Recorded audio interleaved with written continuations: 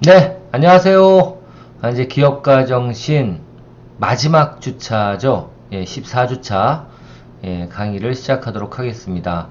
자, 여러분들 이제 저번 주에 제가 공지한 바와 같이 6월 17일 날 저희 기업가 정신은 기말고사를 볼 거고요. 온라인으로 봅니다. 그래서 온라인으로 여러분들께서 그 시간에 맞춰 가지고 하루 종일 응시할 수 있게 해놨으니까요. 그 시간에 맞춰서 들어와서 시험을 봐주시면 될 것 같고, 그리고 또 과제도 제가 따로 올려놨습니다. 특히 그 중간고사를 개인적인 사정이라든가 아니면 피치 못할 사정이 있어서 못 보신 분들을 위해서 제가 중간고사 못 보신 분들은 기말 과제를 하나 추가로 더 내놨어요. 그래서 중간고사를 보지 않으신 분들은 기말 과제를 제가 두 개를 내놨는데 두 개를 모두 제출해 주시면 하나는 중간고사를 대치해서 시험을 보신 걸로 인정을 해 드릴 거고요. 그리고 나머지 하나는 기말 과제로 평가를 하도록 하겠습니다. 자, 그렇게 해서 지금 과제하고 그리고 중간고사, 기말고사까지 모두 지금 이 클래스 공지사항과 그리고 과제물 그 등록하는 곳과 그리고 그 시험 보는 곳에 다 올려놨으니까요. 한번 보시고 그리고 시험은 하여튼 6월 17일 날 보시는 걸로 알고 계시면 될 것 같습니다. 자, 오늘은 하여튼 저번 주에 이어서 이제 14주차인데요. 마지막 그 주차 강의를 시작하도록 하겠습니다. 이번 주에는 저번 주에 이어서 이커머스 관련된 내용들을 조금 더 보강 설명을 하고 그리고 마지막으로 벤처기업 기술 창업에 대해서 같이 한번 이야기해 보는 시간을 갖도록 하겠습니다.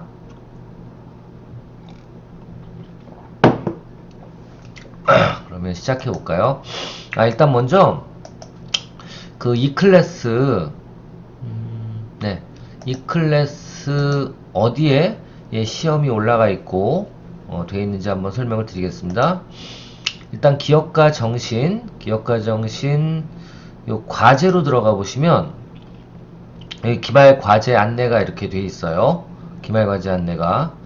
그래서 기말 과제를 들어가 보시면 이번 연도는 뭐 2023년도는 이렇지만 매년 이제 달라질 거니까 이게 지금 3년짜리 그 동영상이기 때문에 혹시 여러분들이 2024년, 2025년이면 거기에 맞게 이 클래스에 들어가 보시면 기말 과제가 나와 있을 겁니다. 그래서 그 날짜 확인해서 그 제출해 주시면 되고요. 하여튼 2023년도는 언제예요? 마감일이 17일이고요. 17일이고 그리고 이제 연마다 날짜가 조금씩 다를 테니까 요 마감일을 그 해에 마감일에 들어와서 확인해 보시면 좋을 것 같습니다. 과제는 두 가지예요. 하나는 기업가 정신과 대한민국 창업의 문제점 그리고 대안을 한번 생각해 보라는 거고요. 세부 주제를 다 적어 주셔야 돼요. 그래서 기업가 정신의 정의 해놓고 이제 논술을 좀 써주시고 두 번째 대한민국 창업시장의 문제점 뭐 말씀드렸죠. 뭐 독립창업과 그리고 그 모방창업이 있는데 우리나라 같은 경우에는 이런 모방창업이라든가 생계형 창업, 비자발적 창업, 준비되지 않은 창업들이 많기 때문에 창업 생태계에 어떤 건강상의 문제가 있을 수 있다라는 거 말씀을 드렸죠. 그래서 그런 문제점 그리고 대한민국 창업시장의 문제점을 해결할 수 있는 방안 결국 뭐 기업가 정신을 함양하고 도전적인 어떤 창업 아이템이 많이 나와야 된다고 저는 생각을 하는데 이건 뭐 제가 정답이 아닐 수도 있어요. 여러분들이 원하는 그리고 생각하는 논리적인 어떤 논리를 피력하시면 되실 것 같습니다. 자, 이렇게 해서 일단 기업가 정신 관련된 과제가 하나 있고요. 그리고 또 하나의 과제는 프랜차이즈 창업. 저는 뭐 하지 말라고까지 얘기를 많이 했는데 제가 해봤기 때문에 이런 프랜차이즈에 대한 장단점 그리고 프랜차이즈 창업에 대해서 한번 요 소주제대로 한번 기재를 해보시라고 말씀을 드렸습니다. 그 첫 번째 소주제가 창업의 장점, 프랜차이즈 창업의 장점이 있으면 그 장점에 대해서 표현을 좀 해주시고요. 두 번째는 프랜차이즈 단점, 그리고 프랜차이즈 창업을 하려면 어떻게 창업을 해야 할지, 이 세 가지 부분에 대해서 정리를 해서 리포트를 내주시라고 했습니다. 그래서 중간고사를 안 보신 분들은 선택의 여지 없이 두 개의 과제, 기업가정신 과제, 프랜차이즈 창업에 대한 주제 과제, 이 두 개를 모두 내주시면 되고요. 내주실 땐 따로따로 내주셔도 됩니다. 과제 1, 과제 2 따로따로 내주셔도 되고요. 그리고 중간고사를 모두 보신 분들은, 그런 분들은 둘 중에 하나만, 뭐 선택 1이 됐든 테마 2가 됐든 선택을 해서 하나만 작성해서 내주시면 됩니다. 내는 분량은 여기 나와있죠. 1.5페이지 이상만 작성을 해주려는 거예요. 본문만. 본문이 몇 페이지? 1.5페이지 이상. 한 장이 아니지. 한 페이지 반 이상. 아시겠죠? 그렇게 분량을 해서 내주셔야지 제가 점수를 매길 수 있다 라고 말씀을 드렸습니다. 자, 요게 이제 기말 과제고요. 그래서 꼭 시간 엄수하셔가지고 다시 한번 얘기하지만 연차별로 제출일자가 조금 다를 수 있으니까 그 연차별로 제출일을 확인하시고 제출을 해주시면 좋을 것 같습니다. 자, 그리고 지금 아마 들어가 보시면 이 시험 문제가 보이진 않겠지만 시험은 이제 6월 17일 날 아침 12시, 그러니까 오전 일어나자마자 하시면 될 것 같아요. 새벽부터 열려 있으니까. 그래서 새벽부터 몇 시까지? 6월 17일 저녁 12시까지 계속적으로 열려 있으니까 이때 아무 때나 들어가셔서 시험을 보시면 되는데, 시험 시간은 몇 시간이죠? 아이고, 보이면 안 되지. 시험 시간은 몇 시부터 몇 시? 120분입니다. 응시하고 나서 2시간 동안에 내주셔야 돼요. 응시를 뭐 10시에 했으면 12시까지, 그리고 12시에 응시를 했으면 2시까지 내주시면 되는 거겠죠. 아시겠죠? 그렇게 해서 내주시면 되고요. 그리고 문제는 전체 문제가 한꺼번에 컴퓨터로 하면 보이실 거고요. 모바일로 하면 한 문제씩만 보입니다. 그러니까 한 문제 풀면 또 다음 문제, 또 한 문제 풀면 다음 문제, 이렇게 나오는데요. 결국은 30점 만점으로 이 과정이 진행이 됩니다. 그래서 한번 잘 시험 봐주시길 바라고요. 시험은 뭐 당연히 집에서 보시니까 오픈북이죠. 오픈북이면 어떻게 해요? 여러분들이 지금까지 배웠던 이 파일만 가지고 있으면 시험을 보실 수가 있을 거예요. 이 파일만 가지고 있으면 이 파일 속에서 다 시험 문제가 나옵니다. 그리고 시험 범위는 그 중간고사 본 다음부터예요. 아시겠죠? 중간고사가 언제까지였냐면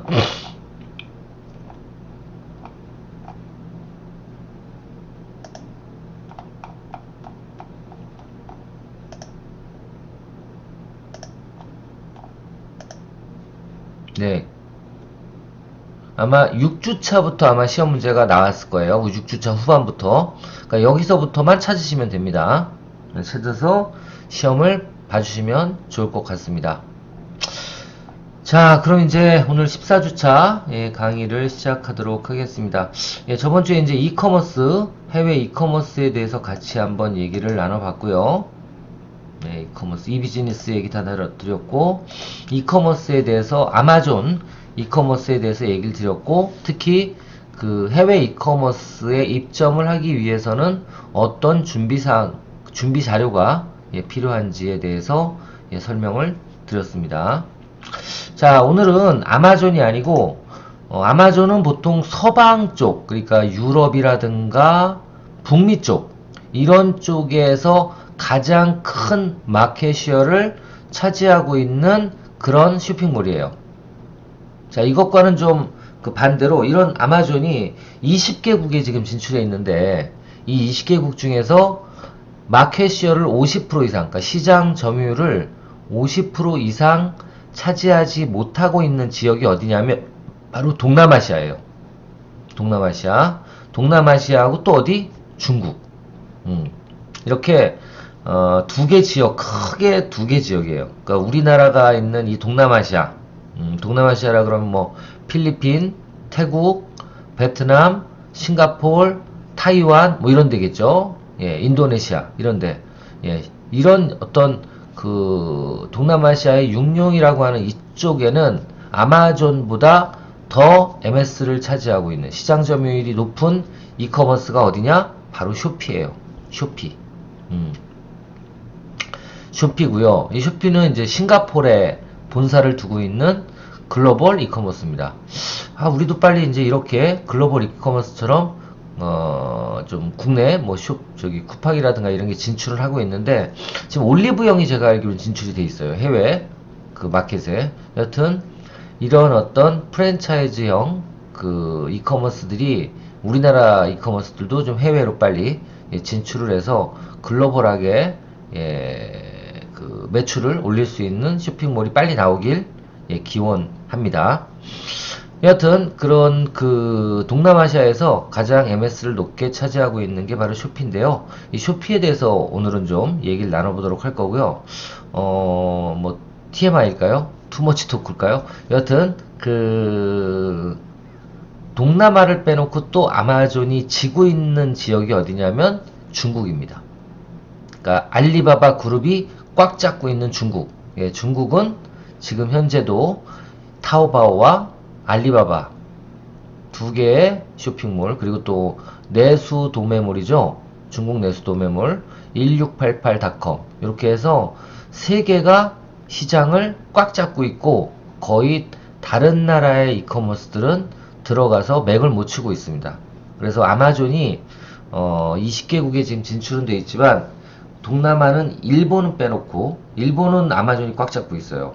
일본을 빼놓고 대부분은 미국과 캐나다 그리고 멕시코 나머지는 이제 유럽 쪽 이런 서구 쪽의 이커머스의 가장 큰 그 시장 점유율을 차지했는 게 바로 아마존이고 그리고는 일본 정도다.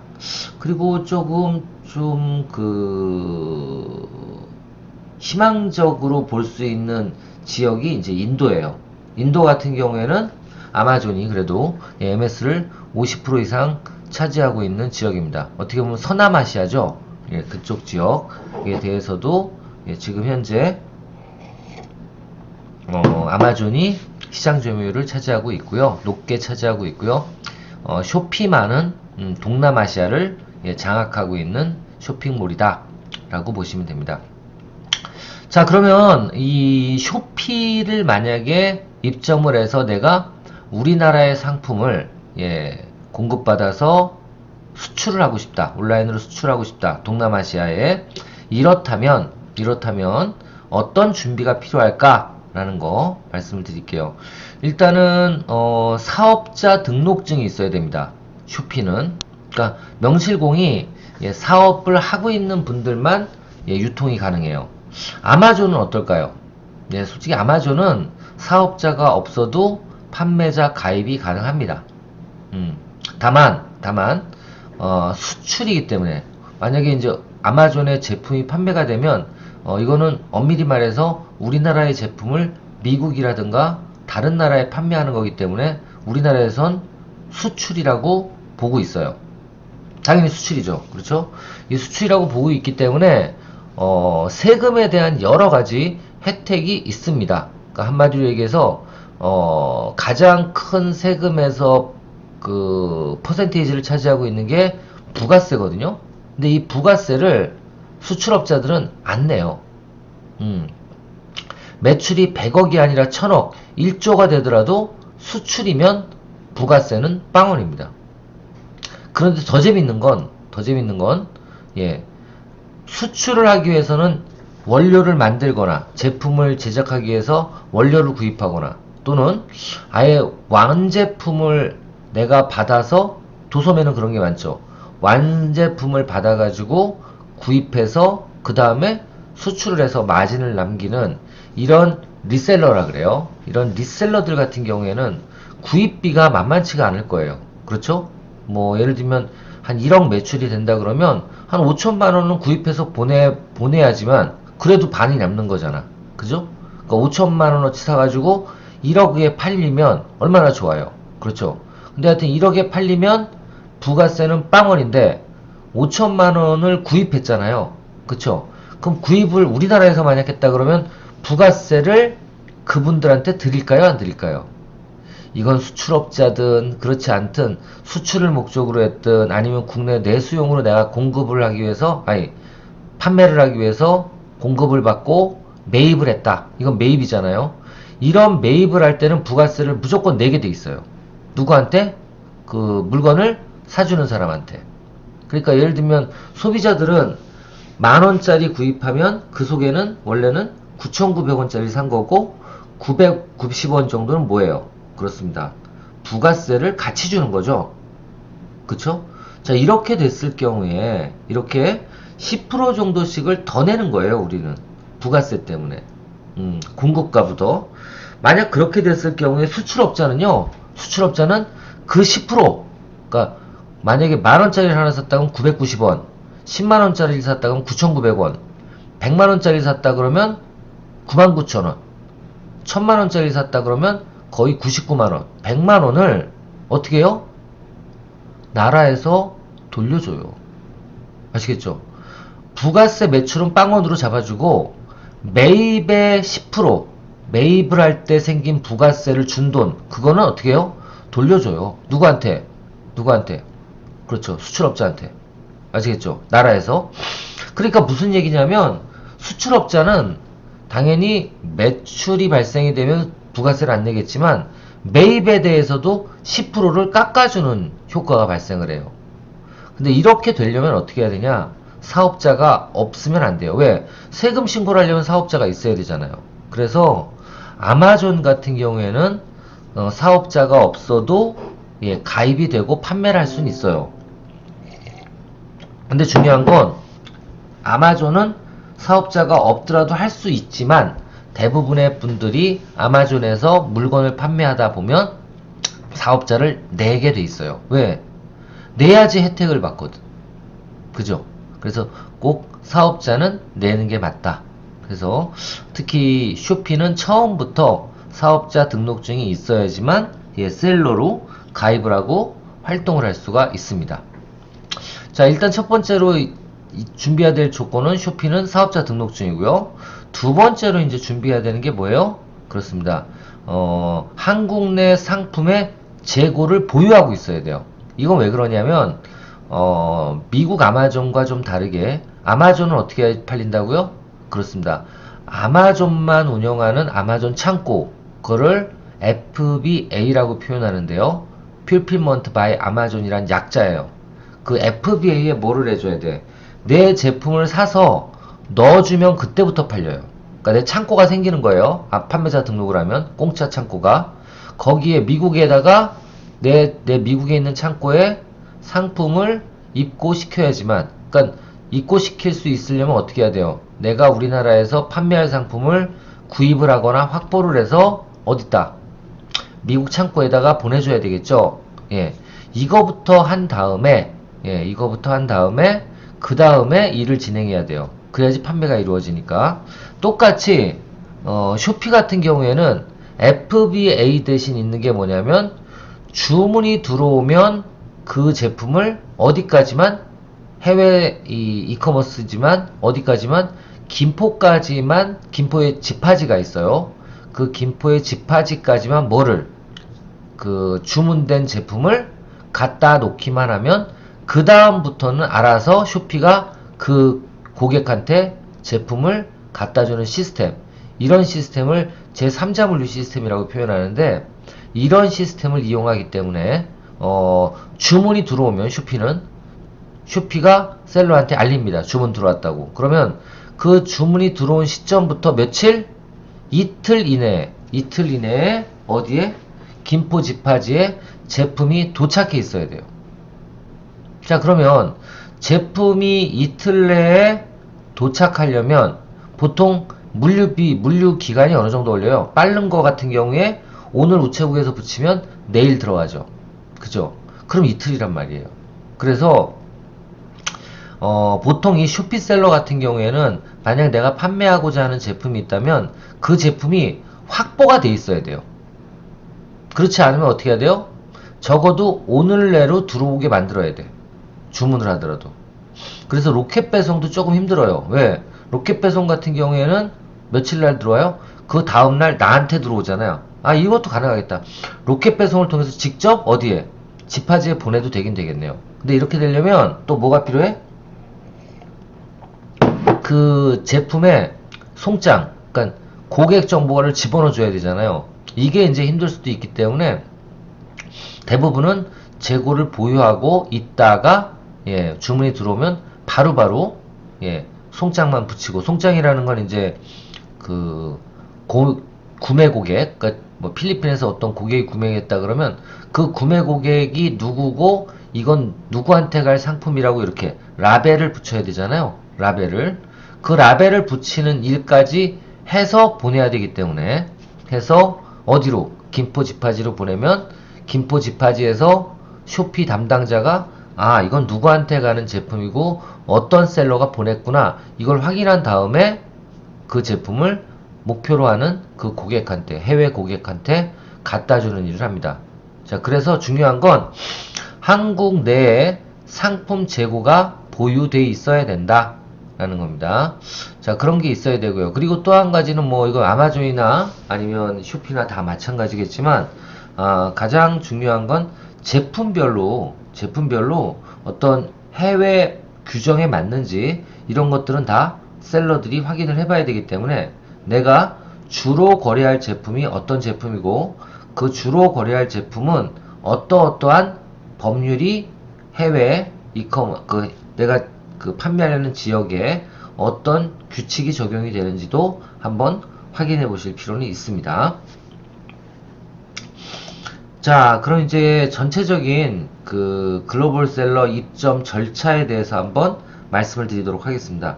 하여튼 이 글로벌 셀링은요, 다시 한번 말씀드리지만 주부들도 충분히 하실 수 있는 부업 중에 하나고요. 뭐 제가 개인적으로 말씀드리면 어떨지 모르지만 저도 글로벌 셀링 활동을 뭐 하고 있습니다. 지금 뭐 10년 됐으니까. 근데 뭐 저희 교수 월급이 짜긴 짜지만 교수 월급의 한 3, 4배는 이쪽에서 벌어들여요.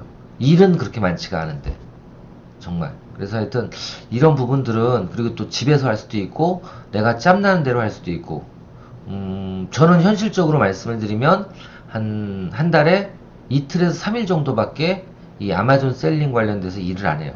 그래도 수익은, 매출이 아니라 내 호주머니에 들어오는 돈은 웬만한 교수 월급 2~3배, 3~4배는 됩니다. 그러니까 하여튼 해볼 만한 거죠. 여튼 이런 이커머스 같은 경우에는 어떤 절차를 거쳐야 되느냐, 어떻게 입점을 해서 매출까지 이어지게 할 거냐, 이제 이 부분인데요. 첫 번째는 일단 가상 계좌를 등록을 시켜야 돼요. 페이오니아라든가 아니면 뭐 월드퍼스트라든가 이런 해외 가상 내 인터넷 은행 계좌예요. 아시겠죠? 인터넷 은행 계좌를 직접 만드는 겁니다. 그러니까 내가 거래할 수 있는 뭐 국민은행, 뭐 아니면 뭐 하나은행 이런 은행들처럼 해외 은행의 계좌를 하나 만드는 거예요. 그걸 이제 가상 계좌 등록이라고 표현을 하는데, 이게 왜 필요해요? 당연히 가상 계좌가 있어야지만 이커머스에서 판매가 일어나면 그 나라의 은행에다가 돈을 넣어줘야 되는데 그 돈을 넣어줄 은행이 바로 가상 계좌잖아요. 그쵸?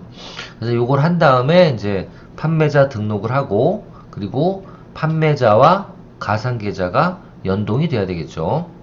자, 이렇게 연동이 되고 나면 그 다음에 이제 해야 되는 게 뭐냐면 브랜드 등록이에요. 보시면 한번 볼까요?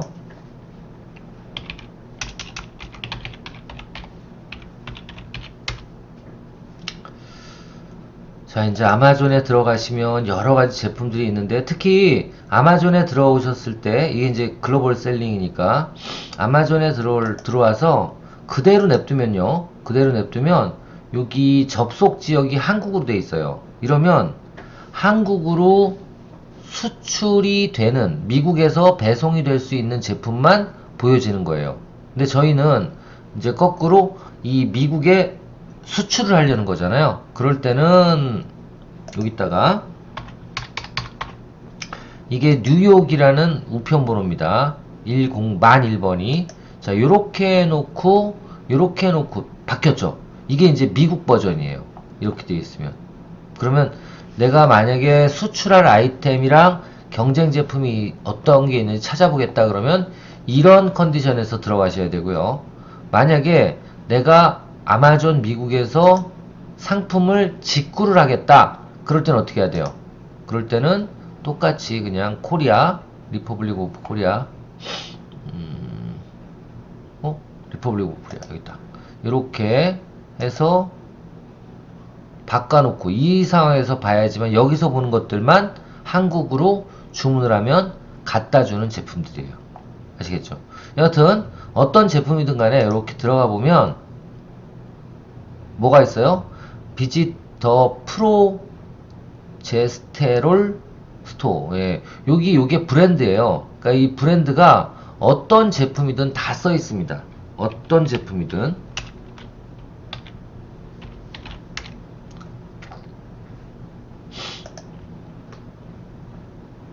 보세요. 다, 뭐, 패촐로지, 요게 이제 브랜드죠. 패촐로지가.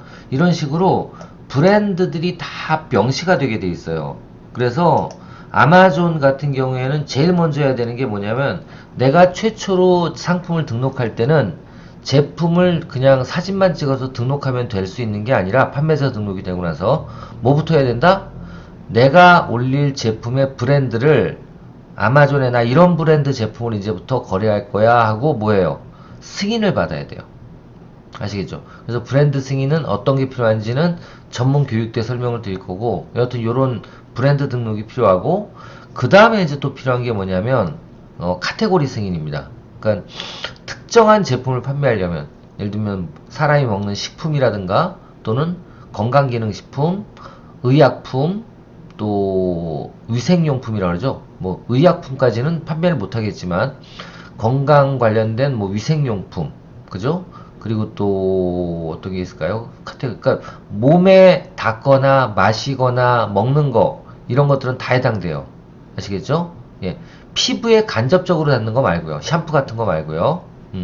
그래서 이런 것들이 이제 그 필요한 부분이고, 그리고 또 귀금속 같은 것도 카테고리 승인을 받아야 돼요. 그래서 몇몇 그 조건에 있는 제품들, 카테고리에 있는 제품들은 다들 카테고리 승인을 또 받아야 되고, 이 두 가지 승인이 끝나면 그때 상품 등록이 이루어집니다. 그러니까 상품 등록을 할 수가 있어요. 아시겠죠? 그리고 상품 등록을 하기 전에, 요거는 이제 시간이 되면 다음 시간에 한번 설명을 드릴 텐데, 온라인 판매를 하는 모든 분들은 꼭 기억해야 되는 게 바로 노출이고요. 그 노출이 되기 위해서 필요한 게 키워드 분석입니다. 아시겠죠? 그래서 이 키워드가 시장이에요. 그러니까 그 오프라인 시장과 온라인 시장의 가장 큰 차이점은 뭐냐면, 오프라인 시장은 내가 장소를 정하면 그곳에서밖에 못해요. 그렇죠? 그러니까 A란, 내가 예를 들면 뭐 제가 여기 사는 데가 일산이니까 일산 신도시의 뭐 정발산역 부근에다가 내가 점포를 하나 내겠다. 그럼 냈으면 다른 데도 내가 내려면 어떻게 해? 돈이 더 들어가거나 아니면 내가 2명이 있어야 돼요. 그러니까 2개 운영하는 게 쉬운 게 아니에요. 근데 이 온라인 시장의 경우에는 어느 입점지, 그러니까 시장, 상권, 이걸 뭘로 따져요? 이게 바로 키워드예요. 그래서 뭐 예를 들면 A라는 키워드, 그러니까 지금도 여기다 뷰티라고 쳤잖아요. 이 뷰티라는 키워드는 자그마치 10만 개의 제품이 있는, 그리고 검색량이 어느 정도 되는지 따져봐야죠. 검색량이 뭐예요? 유동인구고, 그리고 이 10만이라는 건 뭐예요? 이거는 경쟁 제품 파는 사람의 수예요. 그렇죠. 그러니까 똑같아요. 오프라인과. 오프라인은 걸어당기는 유동인구가 많으면서 나와 비슷한 경쟁 상품을 파는 판매자가 적으면 어떻게 돼요? 내 제품이나 서비스는 잘 팔리겠죠. 똑같습니다. 인터넷상에서도 유동인구라든가 사람들이 많이 다니는 게 뭐예요? 검색량이에요. 그럼 검색량이 높고, 그리고 뭐가 적은? 검색을 했을 때 검색량, 이 검색어가 검색량이 많고, 또 뭐가 적은? 맞습니다. 경쟁 제품의 가짓수가 적은 시장을 여러 개 찾았다. 여러 개 다 들어가도 돼요. 20개면 20개, 30개면 30개. 아시겠죠? 그런 걸 하기 위해서 필요한 게 키워드 분석이에요. 그래서 이건 조금 더 나중에 자세히 설명을 드릴 거고요. 그 다음에 상세 페이지 최적화. 그러니까 제품 사진을 찍거나 아니면 그 상품 등록을 하기 위한 문구들을 정리한 다음에 올려주셔야겠죠. 아시겠죠? 이제 그런 다음에 올려지면 마케팅까지 진행을 해야 됩니다. 자, 요게 이제 보통 그 이커머스, 뭐 우리나라도 마찬가지지만 해외 이커머스의 진입 절차, 판매 절차라고 보시면 될 것 같습니다. 자, 잠깐 쉬었다가 또 2교시 때 이어서 진행을 하도록 하겠습니다.